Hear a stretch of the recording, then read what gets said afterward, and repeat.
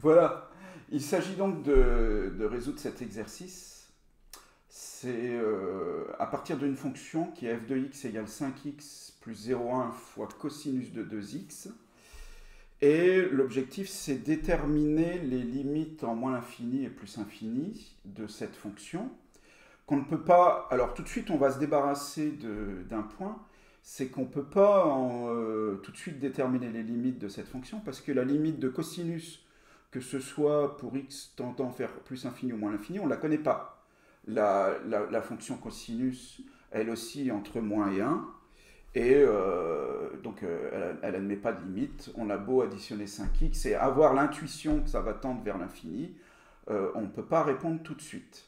Et puis, deuxièmement, il s'agira de calculer la limite de f de x sur x quand x tend vers plus infini.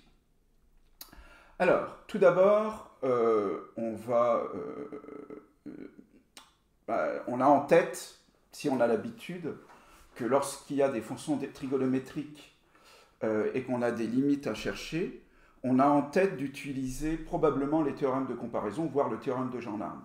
Donc on part de l'encadrement de cosinus ou de sinus, s'il s'agit d'un sinus, et le 2x, le fait qu'il y ait 2x dans la parenthèse, ça ne modifie pas du tout le fait que le cosinus de 2x soit compris entre moins 1 et 1.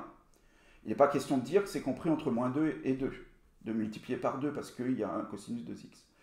Alors même si c'est vrai, un nombre qui est compris entre moins 1 et 1, a fortiori, il est compris entre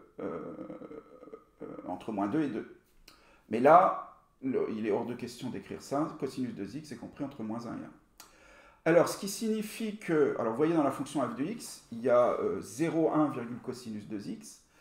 Donc, je vais multiplier chacun des membres de la double inégalité par 0,1. Ça va me donner moins 0,1 compris entre...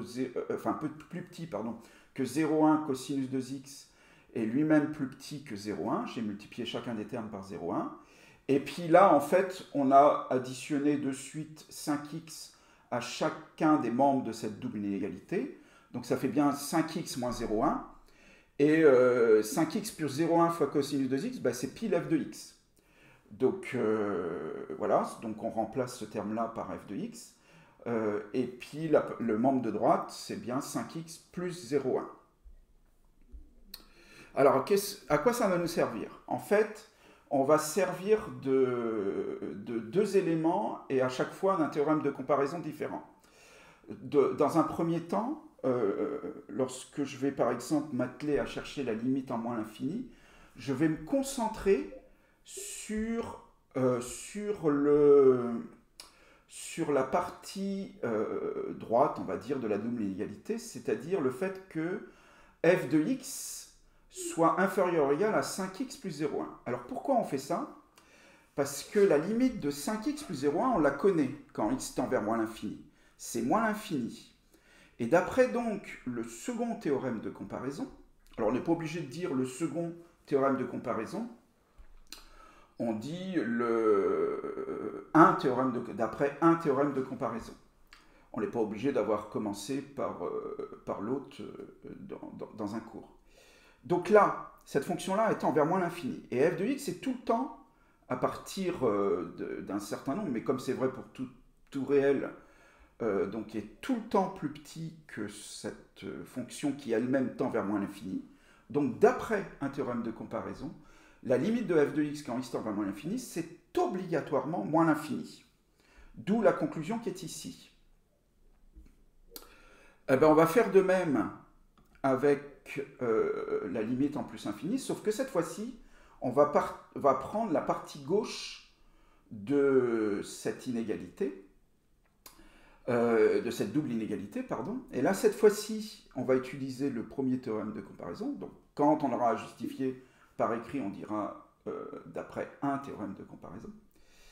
Et donc, cette fonction-là, en plus infini, tend vers plus infini, 5x moins 0,1. Et donc, une fonction qui est toujours supérieure à une autre fonction dont la limite est plus infini en plus infini a fatalement une limite de plus infini. Voilà. D'où la limite de f de x quand x tend vers plus infini est égale à plus infini. Ensuite, alors ça fait qu'on a répondu à la première question, hein. Maintenant, on va s'atteler à la deuxième question. Donc on va repartir de la double inégalité, alors je ne l'ai pas réécrite là, mais qui était f de x compris entre 5x moins 0,1 et 5x plus 0,1. Et donc si on divise par x chacun des membres, alors là il faut une petite prudence. Alors vous pouvez observer que lorsqu'on a établi les limites en moins l'infini et plus l'infini de f, on a dit que les égalités étaient vraies pour tout x appartenant à R, ce qui était vrai. Mais là, il faut que je fasse un petit peu attention, parce que comme je vais diviser par ce nombre x chacun des membres de la double inégalité, et que je ne... pour l'instant, je ne sais pas trop si x est positif ou négatif, et que le fait de diviser chacun des membres d'une inégalité par un nombre négatif, ça change le sens de l'inégalité. Donc j'ai eu la prudence de préciser qu'on va traiter que des réels x supérieur à 0, ce qui a un sens parce qu'on va chercher la limite quand x tend vers plus infini. Donc on peut imposer que x supérieur à 0. Si je cherche quand x tend vers plus infini, on peut estimer qu'il est plus grand que 0, fatalement. Alors, que se passe-t-il? On va diviser chacun des membres de la double inégalité présente par x. Donc le 5x divisé par x, ça va donner 5. Le moins 0,1 divisé par x, ça donne ce truc-là. F de x divisé par x, ça donne f de x sur x. Alors pourquoi on fait ça? C'est parce qu'on cherche la limite de f de x sur x. Et le dernier membre, on le divise par x, donc 5x divisé par x, ça fait 5. Et 0,1 divisé par x, ça fait 0,1 sur x. Alors, qu'est-ce qu'on a en tête quand même quand on fait ça? C'est, on se dit qu'on va peut-être pouvoir utiliser le théorème des gendarmes dans ce cas-là. Donc le troisième théorème de comparaison, qui lui possède un nom. Et c'est le cas parce que les termes, ce terme-là, 5 moins 0,1x et 5 plus 0,1x, sont des termes qui admettent la même limite. Alors on va voir ça sur le slide suivant.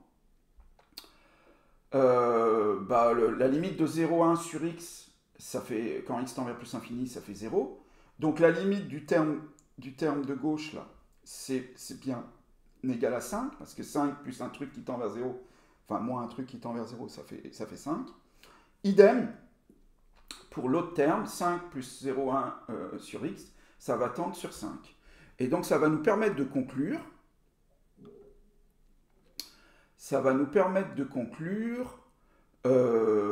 que d'après le théorème de gendarme, la limite de f de x sur x est égale à 5. Voilà, alors je vais tenter de finir mon affaire.